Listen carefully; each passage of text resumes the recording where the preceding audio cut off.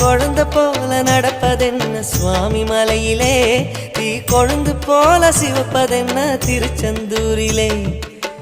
குழந்தை வேலன கொஞ்சி விளையாடலாம், கோபக்கார குமரன எப்படித்தான் ஆடலாம்.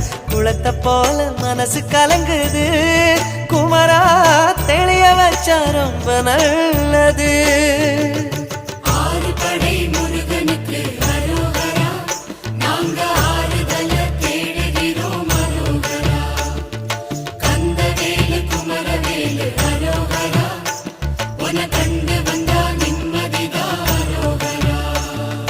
பழனியிலே சந்நியாசி, தணிகையிலே சம்சாரி, ஓம் கணக்கு புரியலையே முருகா, ஓம் கணக்கு புரியலையே முருகா.